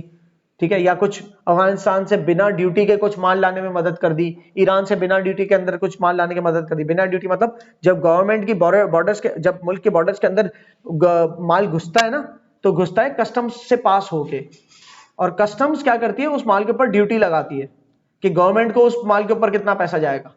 तो गवर्नमेंट की इजाजत बगैर माल को घुसा देने को कहते हैं, और या गवर्नमेंट की इजाजत बगैर माल को निकाल देने को कहते हैं स्मगलिंग। सही है, चाहे वो आपको कोई जरूरी नहीं है स्मगलिंग में ड्रग्स ही होते हो खाली, बिल्कुल ठीक ठाक चीज है। लेट्स सपोज आप बिल्कुल कोई वैलिड चीज की बात करते हैं, ऑयल एंड गैस, पेट्रोल, बिल्कुल सही, एक वैलिड चीज है, यूज होती है। पर पेट्रोल का स्मगल होना मतलब गवर्नमेंट को उसकी ड्यूटी नहीं जा रही। अब आपके मुल्क से डॉलर जा रहा है और स्मगल होके पेट्रोल आ रहा है, और गवर्नमेंट की नॉलेज में अगर ना हो तो मुल्क से कितना डॉलर चला जाएगा विदाउट गवर्नमेंट की नॉलेज के, और कितना पेट्रोल आ चुका होगा विदाउट गवर्नमेंट की नॉलेज के। और वो जो पेट्रोल बिना ड्यूटी के आएगा वो सस्ता बिकेगा मुल्क में, क्योंकि उसमें गवर्नमेंट को ड्यूटी नहीं पे करनी पड़ी, तो जिसने वो पेट्रोल खरीदा स्मगल हुआ वो उसको सस्ता पड़ा। और वो पेट्रोल से जो ऑफिशियल पेट्रोल है कंपीट नहीं कर पाएगा, कि जो ऑफिशियल चैनल से आ रहा है, जो गवर्नमेंट को ड्यूटीज देके आ रहे हैं, तो वो जो ऑफिशियल बिजनेसेस हैं बेचारे वो कंपीट नहीं कर पाएंगे, उनसे लोग खरीदेंगे नहीं कि महंगा दे रहे हो आप लोग। सही, तो पूरी साइकिल क्यों डिस्टर्ब हो सकते हैं। बहरहाल ये बहस बहुत इकोनॉमिक पॉइंट ऑफ व्यू पे चली गई। हम let's just get back to the mountains. तो इनका इकोनॉमी और कल्चरल आप इसको पढ़ें, you will get to understand. हाँ, लेकिन इन माउंटेन्स के आसपास ऐसा हो सकता है कि एग्रीकल्चर टाइप के प्लेन्स मौजूद है कहीं ना कहीं, क्योंकि जब बारिश हो के कुछ ना कुछ तो माउंटेन्स से जमा होकर पानी कहीं जमा होता होगा, लेकिन जितना जमा होता होगा उस महदूद जमा पानी से जितना एग्रीकल्चर हो सकता हो गया, दैट्स इट। क्योंकि वहां की रिहायशियों को भी चाहिए, तो वो पानी पूरा हो जाता है, नहीं होता जब भी तो वहां आबादी कम है, जितनों को हो जाता होगा पूरा, या जितने एग्रीकल्चर हो सकता होगा बस उतने पानी जितनी आबादियां, बाकी इधर उधर मूव हो जाते हैं। वहां कम घराने हैं तो कम औलादें, तो कम घरानों की कम औलादें, तो ओवरऑल कम ही आबादी रहेगी ना, एज कम्पेयर टू शहर या एज कम्पेयर टू प्लेन्स की बात करें, इंडस प्लेन्स की बात करें, वहां आबादी ज्यादा होती है। ठीक है, क्योंकि अपॉर्चुनिटीज जहां भी कम होती है वहां से लोग वैसे ही मूव आउट करते हैं। जहां रिवर नहीं गुजर रहा ना वहां वैसे ही बहुत कम अपॉर्चुनिटीज है, जहां फ्रेश वाटर नहीं अपॉर्चुनिटी क्या होगी। ठीक है जी, तो इसलिए यहाँ पर कम आबादी होती है और उस हद तक का पानी कहीं ना कहीं अरेंज हो जाता होगा, लेकिन उसमें भी बड़ी मुश्किल आता है। तो एग्रीकल्चर अगर होता भी तो बड़ी मुश्किल से होता है। और यहाँ पर ऐसा एग्रीकल्चर करना कि जिसमें बहुत पानी चाहिए, जैसे कि शुगर केन और राइस, ये तभी पॉसिबल है या उन्हीं महीनों में पॉसिबल है जब बहुत पानी होता हो यहाँ पर। तो इन एरियाज में, सफेद को रेंज वाले एरियाज के अंदर की बात करें, जो पहला कॉलम है सफेद को रेंज, तो इन एरियाज में साल के जिन महीनों में बहुत बारिश होती है ना, तब इतना पानी जमा हो सकता होगा कि यहाँ पर राइस कल्टीवेट हो गया, क्योंकि चावल की फसल बहुत पानी मांगती है, शुगर केन की फसल बहुत पानी मांगती है। शुगर केन गन्ने में कितना पानी होता है, तो पानी सारा उस पानी से बनती है ना पूरी वो। ठीक है, तो वो उस तरह के अगर बारिश जिन महीनों में होती है, जो साल के चंद एक महीने हैं कि जिसके अंदर सर्दियों में जैसे इन जगहों पे बारिश अगर होती है, तो वहां उस वक्त वो क्रॉप उग गई तो उग गई। अदर देन दैट पूरे साल जो है ना लिमिटेड पानी से लिमिटेड एग्रीकल्चर होता है इन जगहों पे, और वो भी जो होता है ज्यादातर वो सफेद को रेंज की तरफ होता है। ठीक है, कि जिसका ताल्लुक केपीके की तरफ से भी लगता है। Historically significant for military purposes, हाँ मिलिट्री पर्पस के लिए ये वाली बात करें। दूसरा वजीरिस्तान हिल्स, वजीरिस्तान हिल्स आपके कहां पाए जाते हैं, वजीरिस्तान हिल्स ये बीच में। तो यहाँ पर मिलिट्री पर्पस का बहुत मतलब, क्योंकि एक बॉर्डर है ना यहाँ पर, तो यहाँ पर मिलिट्री बेस कैंप्स बहुत होंगे। हर उस जगह पर जो बॉर्डर लगता है किसी और कंट्री के साथ, वहां पर मिलिट्री की ज्यादा हाउसिंग, मतलब मिलिट्री के बेस कैंप ज्यादा वहीं होते हैं, क्योंकि कभी भी वॉर सिचुएशन होती है तो फौरन अवेलेबल हो। ऐसा थोड़ी कि ये जगह है और बीच में मिलिट्री यहाँ पर तयन की हुई है और इतने दूर जब तक फासला तय हो रहा है तब तक तो दूसरी फौज अटैक भी कर चुकी होगी। हाँ, बीच में भी बहुत सारे मिलिट्री के कैंप्स और बहुत सारी मिलिट्री रिहाइशें और बहुत सारे मिलिट्री की एक्टिविटी होती है, लेकिन बॉर्डर वाले एरियाज में ज्यादातर होती है। तो वजीरिस्तान हिल इज लाइक जहां से पासेस गुजर रहे हैं आसपास से, तो बॉर्डर हो रहा है, तो यहाँ पर मिलिट्री एक्टिविटी ज्यादा है। ठीक है, यहां पर पहाड़ों में इकोनॉमिक फायदे क्या है, यहां पहाड़ों में बहुत सारे मिनरल्स हैं, इन पहाड़ों में बहुत सारे मिनरल्स हैं। लाइमस्टोन है जिससे सीमेंट बनता है, जिससे सारी कंस्ट्रक्शन होती है, और जो है ना पता नहीं कितने तरह के ऐसे मटेरियल, मार्बल जिन पत्थरों से बनता है वो मार्बल वाले पहाड़ होंगे यहाँ पर मौजूद। तो इसी तरीके से बहुत सारा केमिकल, किसी पहाड़ में कुछ ऐसे मिनरल्स होंगे जिससे कोई ना कोई केमिकल बन जाता होगा। सही, तो ये वाली मादनियात, सोने की मतलब सोने की कान यहाँ पर बहुत सारे, मतलब गोल्ड माइंस जिसे कहते हैं मौजूद होंगी, कॉपर माइंस मौजूद होंगी। समझ आ रही है, तो ये इन्हीं जगहों पे ज्यादा मौजूद होती है। इकोनॉमिक एंड कल्चरल इंपैक्ट, इसमें सारे एग्रीकल्चर वगैरह की बात, और ये मैंने कुछ बातें जो लाइमस्टोन वगैरह की वो वाली यहाँ पर मिलेंगी, लेकिन आप ये देखोगे कि तीनों माउंटेन्स को गौर से पढ़ना। ये नहीं कि आप पढ़ते हुए देख रहे हो की फीचर्स इसके पढ़ लिए, उसके साथ उसके पढ़ लिए, उसके साथ उसके पढ़ लिए, नहीं, की फीचर्स पढ़ते हो जहन बार बार दोहरान इस बात को, मैं की फीचर्स पढ़ रहा हूँ सफेद को रेंज के, तो क्या क्या है, और जब सफेद को के की फीचर्स पढ़ो तो जहन में उसका नक्शा होना चाहिए कि कहां पर थी सफेद को रेंज। फिर की फीचर्स पढ़ रहा हूं अब मैं वजीरिस्तान हिल के, जो सफेद को रेंज से थोड़ा सा नीचे है, तो उसके क्या क्या फीचर्स हैं, वो उसके फीचर में स्नो कवर्ड पीक्स नहीं है, इसका मतलब थोड़ा सा नीचे आ गए तो मतलब स्नो जमना बंद हो गई, वो एल्टीट्यूड खत्म कि जिसपे स्नो जमती। उससे ज्यादा थोड़ा और नीचे आ जाए तो लाइम वो जो है करथर और सुलेमान रेंजेस है। सही। तो पढ़ते पढ़ते जो डब्बे जिस एस्पेक्ट, ये एस्पेक्ट्स है, ये कॉलम का किसका कॉलम है? एस्पेक्ट्स का। एस्पेक्ट का मतलब होता है पहलू। आप तीनों रेंजेस को इन तमाम पहलुओं से देख रहे हो कि इन तीनों रेंज का एल्टीट्यूड क्या है, उस पहलू से देख लो, इनकी लोकेशन के पहलू से देख लो, इनके हाईएस्ट पीक के पहलू से देख लो। ठीक है, तो बार बार जहन में रखना कि आप जो पहलू पढ़ रहे हो तो कौन से वाले रेंज का पढ़ रहे हो, इससे आपको नेटवर्क बेहतर बैठेगा। मेजर वैलीज क्या है? Cohort valley, well of Peshawar. Peshawar का जिक्र कहां से आ गया? यस, बिकॉज आपके जो वेस्टर्न माउंटेन्स हैं, ये तो नॉर्थ वेस्टर्न माउंटेन्स थे ना, नॉर्थ वेस्टर्न के बाद जो वेस्टर्न माउंटेन्स है वो सिर्फ बलूचिस्तान पे थोड़ी लग रहे हैं, पेशावर वाला हिस्सा भी लग रहा है। ये पेशावर वाला, पेशावर कह रहा हूं, केपीके वाला हिस्सा भी तो लग रहा है ना। तो ये केपीके और बहुत बहुत बड़ा केपीके का हिस्सा लग रहा है। इनफैक्ट वजीरिस्तान हिल्स ऑनवर्ड जो है ना, वजीरिस्तान हिल्स से ऑनवर्ड जो आप कह सकते हो बलूचिस्तान का एरिया ज्यादा है, वरना तो ये सफेद को रेंज तो मेनली कहां पर है? केपीके वाले एरिया में। ठीक है, तो इसलिए वहां पर वेल ऑफ पेशावर का जिक्र आ रहा है, मतलब Peshawar valley. Well of Peshawar मतलब पेशावर वैली, कोहार्ट वैली। लेकिन आप आ जाओ वजीरिस्तान हिल में, वजीरिस्तान हिल में बन्नू वैली। इसी तरीके से आप आ जाओ करथर और सुलेमान रेंज में, तो यहाँ तो बड़ी कोई खास वैलीज और कोई खास उस तरह की आबादियां नहीं है जो वैलीज नुमाओ माउंटेन के दरमियान बड़ी बड़ी वैलीज इस तरह के कोई खास है नहीं यहाँ पर। किसमें? करथर और सुलेमान रेंजेस में। इंपॉर्टेंस ऑफ वेस्टर्न, अच्छा इसका मतलब ये हो गया, अब तक जो पढ़ा इसका मतलब ये हो गया कि मेनली आपका जो वैलीज या मेनली जो आपकी इकोनॉमिक एक्टिविटी वगैरह आपको नजर आएगी तो वो वेस्टर्न माउंटेन्स में रहते हुए इस तरफ नजर आएगी ज्यादा। ठीक है, यहां तक, क्योंकि जो ये वाली साइड है ना जिसको मैं येलो हाईलाइट कर रहा हूं, इस वाली साइड के अंदर इतना कुछ खास है नहीं। ये तो एक तरह से, ये माउंटेन रेंज तो एक तरह से बॉर्डर बन गई इंडस रिवर सिस्टम के पास की जो वैली जो प्लेन्स है ना उसमें, और बलूचिस्तान के जो प्लेटोज है उसके दरमियान ये वाले माउंटेन्स जो है ना एक तरह से बॉर्डर ही है, कुछ और नहीं है। ठीक है, तो असल जो बलूचिस्तान की इकोनॉमिक एक्टिविटी है वो आपको यहां मिल सकती है, क्वेटा वगैरह भी इस तरफ मिलेंगे, या फिर इस तरफ मिल सकती है। ठीक है, या बीच बीच में आपको जो है कोई कहीं कहीं माइंस मिल जाएंगी कि यहां पर कोई माइन हुई या कहीं पर कोई माइन हुई, गोल्ड माइन, कॉपर माइन हुई, लेकिन वहां पर रिहाइश वगैरह नहीं मिलेगी आपको। क्लियर है? इंपॉर्टेंस ऑफ वेस्टर्न माउंटेन्स, वहां के लोग, वहां अगर फार्मिंग होती है तो कैसे होती है? आप बोले भाई फार्मिंग जो है ना एग्रीकल्चर लिमिटेड है वहां पर। सही, क्योंकि वहां पर वो भी सिर्फ वहां पर एग्रीकल्चर है जहां पर इरिगेशन पॉसिबल है, और वो ज्यादा कहां पॉसिबल है इरिगेशन? वो ज्यादा पॉसिबल है तो सफेद को रेंज या अल्लाह अल्लाह करके वजीरिस्तान हिल तक हुई तो भी, उसके बाद तो आप बहुत दूर चले गए, क्योंकि ऊपर से तो इरिगेशन मतलब क्या होता है? इरिगेशन मतलब पानी को पहुंचाना। तो जो हिंदू कश से पानी उतरता हुआ आ रहा है रिवर्स की सूरत में, ठीक है, या सफेद को रेंज पे कुछ जमा हुआ है अगर, तो वहां से आप इरिगेट कर चुके थोड़ा बहुत, और वो ज्यादातर पेशावर, वो ज्यादातर केपीके वाली साइड्स पे हो गया तो हो गया, केपीके की जो वैलीज है जैसे कोहार्ट वैली हो गई या पेशावर वैली हो गई, ठीक है, या वजीरिस्तान हिल के आसपास कोई वैलीज हो गई, लेकिन उससे ज्यादा नीचे पानी पहुंचाना पॉसिबल नहीं है, इरिगेशन पॉसिबल नहीं है, तो फिर वहां एग्रीकल्चर भी पॉसिबल नहीं है। सही। और वहां पर क्या क्या हैंडीक्राफ्ट्स वाले काम होते हैं, वो काम जो वहां हो सकते हैं, कपड़े बुन लिए, कारपेट बना लिए, ठीक है, या जानवरों की खालों से कुछ बना लिया। मिनरल रिसोर्सेज वहां पर बहुत है, बहुत, वेस्टर्न माउंटेन्स बहुत रिच है, क्या क्या चीजें, लाइमस्टोन, सैंडस्टोन, बहुत सारे अदर मिनरल्स हैं, पर एक्सट्रैक्शन डिफिकल्ट है। उन मिनरल्स को निकालने के लिए जो इंफ्रास्ट्रक्चर चाहिए वो नहीं है, और उस इंफ्रास्ट्रक्चर को बनाने का पैसा नहीं है। अब सी पैक इतना जबरदस्त एक प्रोजेक्ट है, लेकिन उसका पैसा कौन लेके आया? चाइना। उसको बनाने की एक्सपर्टीज कौन लेके आया? चाइना, उस पूरे रूट को बनाने की। ठीक है, तो वो सब अगर इतने वसाइल पाकिस्तान के पास होते तो अब तक इन चीजों का बहुत अच्छे से इस्तेमाल करके कहां से कहां पहुंच चुका होता, और कभी ना कभी वसाइल आए भी होंगे तो वो इधर उधर जो है ना लग गए, या फिर वो करप्शन की नजर हो गए, XYZ। इन्वायरमेंटल इश्यूज क्या है?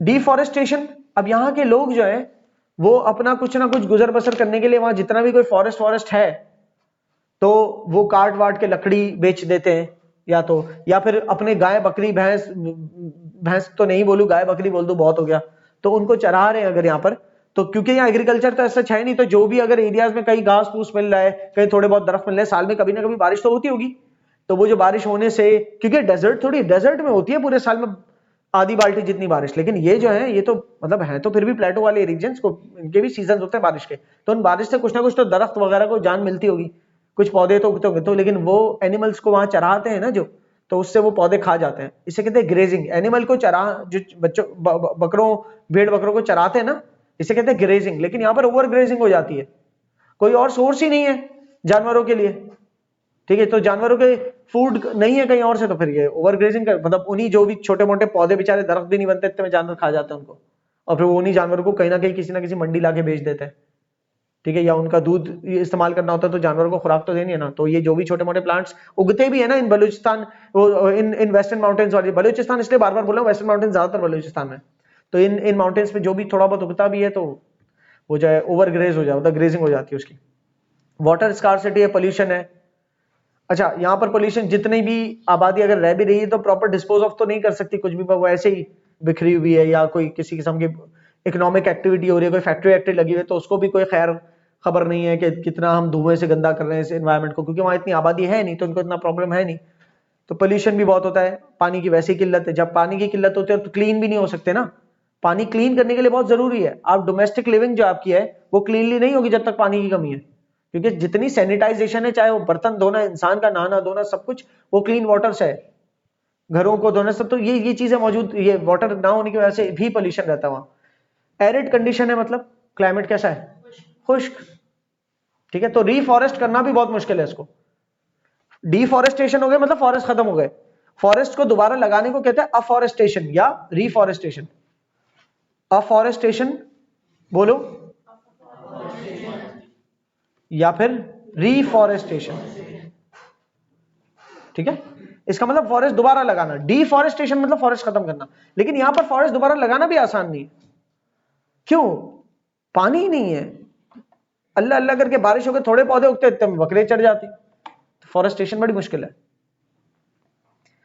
इसके टोपोग्राफिकल और ड्रेनेज फीचर्स आप पढ़ोगे। ड्रेनेज फीचर्स में मोस्टली आप रिवर्स के हवाले से पढ़ोगे कि यहां भी छोटे मोटे रिवर्स गुजरते हैं। जब वाटर वाले यूनिट में हम आएंगे तो आपको पता चलेगा इस हवाले से, ठीक है। तो ऐसा नहीं कि वेस्टर्न माउंटेन्स में कोई रिवर्स, इतने बड़े बड़े एरियाज हैं, ऐसा नहीं कि बिल्कुल ही पानी नहीं है, जिंदा कैसे रहते लोग। I mean, when I talk about Balochistan and when I show you the map, it's so yellow that you think there's no water at all, there's no river at all. ऐसा मत इमेजिन करना, desert नहीं है पूरा, ज्यादातर desert type है, लेकिन desert नहीं है पूरा, पानी है। पानी तो डेजर्ट में भी होता है, किसी छोटे एरिया में जिसको हम ओएसिस कहते हैं, तो पानी होता है, लेकिन पानी की तादाद इतनी नहीं है कि बहुत बड़ी आबादी को सस्टेन कर सके या बहुत बड़ा एग्रीकल्चर को सस्टेन कर सके। वो साल में गिनी चुनी दफा जो बारिश होती है उससे फ्लो होकर जो पानी जमा होता है वो होता है, बस वो चलता है यहाँ पर, सही है। तो वो जो उन बारिशों से जो पानी है उससे छोटे मोटे रिवर बन जाते हैं। वो छोटे मोटे रिवर भी बहुत बड़े रिवर होते होंगे, लेकिन इंडस रिवर सिस्टम की बनिस्बत वो रिवर कोई बहुत खास बड़े रिवर नहीं कहलाए, सही है। तो इसी वजह से उससे ऐसी कोई बहुत खास हरियाली नहीं। आपको क्या लगता है इंडस रिवर सिस्टम के आसपास ये जो हरियाली है ये लोगों ने मिलकर खुद की है? ये बहुत सारी नेचुरल है, लोगों ने जहां अपनी वो लगाई होंगी एग्रीकल्चर के लैंड्स, उसको हरियाली की होगी, खुद से की होगी, वो तो की होगी। उसके अलावा ज्यादातर हरियाली जो वो नेचुरल है कि पानी कहीं भी पहुंच के अपना एलुवियम को डिपॉजिट करता है और पानी भी वहां से गुजर रहा है, तो कहीं ना किसी न्यूट्रिएंट की वजह से कोई ना कोई पौधा उग जाता है और फिर वो दरख्त बन चुका होता है, फिर उसके अंदर से मजीद फल फूल गिरते हैं, उसके बीज अंदर जज्ब होते हैं और निकल आते हैं, ठीक है। वो नेचुरल प्रोसेस से इतनी सारी ग्रीनरी है, और यहां पर वो नेचुरल प्रोसेस हो ही नहीं पाता क्योंकि जितना वाटर फ्लो है वो वैसे डोमेस्टिकली यूज हो जाता है। तो वाटर इतना ज्यादा नहीं है कि आसपास कोई फ्लड प्लेन एरियाज बना सके या फ्लड हो सके आसपास के एरियाज में, फ्लड होने के बाद जब वहां पानी खत्म हो जाए तो फिर कुछ उग सके, ऐसा हिसाब किताब नहीं है, ठीक है। और वैसे भी यहाँ जो पानी आ रहा है वो सोर्स फ्रॉम माउंटेन्स नहीं है। माउंटेन्स से जो आता है ना पानी, ग्लेशियर्स के तौर पे माउंटेन पे पहले जमता, फिर माउंटेन्स को तोड़ तोड़ के आता, तो वो बहुत सारे न्यूट्रिएंट्स लेके आता, क्योंकि माउंटेन जमीन के अंदर से फट के कुछ निकला हुआ सामान है तो माउंटेन बना। तो माउंटेन के अंदर बहुत सारी मिनरल्स होते हैं, उस माउंटेन के अंदर फिर ग्लेशियर जमता, फिर वो ग्लेशियर को तोड़ के रोड करते करते पानी बन के पानी के अंदर वो एलुवियम लेके आता, फिर जाके कुछ उगा पाता। ये वो वाला सोर्स वाटर नहीं है, ज्यादातर रेन वगैरह से जो हो गया। क्लियर है? तो ये टोपोग्राफिकल फीचर्स मैंने क्या बताए? तो टोपोग्राफिकल फीचर्स के अंदर रहते हुए रिलीफ फीचर्स और ड्रेनेज फीचर्स ध्यान में रखना, ठीक है। अच्छा, टोपोग्राफिकल फीचर्स को रिलीफ फीचर्स का भी नाम दिया हुआ है, ठीक है। तो आप यूं समझो, टोपोग्राफिकल फीचर बोलो या रिलीफ फीचर बोलो एक ही बात है कि मतलब जमीन का उतार चढ़ाव किस तरह का है, जमीन दिखने में किस तरह की है, ये टोपोग्राफिकल फीचर हो गया। और जमीन का ढलान, पानी का गुजर वो किस तरह का है, ये ड्रेनेज फीचर में हो गया। सही है, मिलती जुलती बातें कंबाइन होकर पढ़ोगे तो समझ में आएगा, लेकिन इन शॉर्ट ड्रेनेज फीचर में पानी के बहाव की बातें। और टोपोग्राफिकल फीचर के अंदर जमीन दिखती कैसे उसकी बात है। क्लियर है? जमीन रगेड टेरेन की तरह दिखती है। रगेड मतलब अनइवन, दांतों के जैसी रोल होती हुई, एक फ्लैट नहीं है, बिकॉज यहाँ पर प्लेटोज और माउंटेनियस रीजन है ज्यादा। फिर नेक्स्ट आएंगे रिवर्स ऑफ पाकिस्तान पे।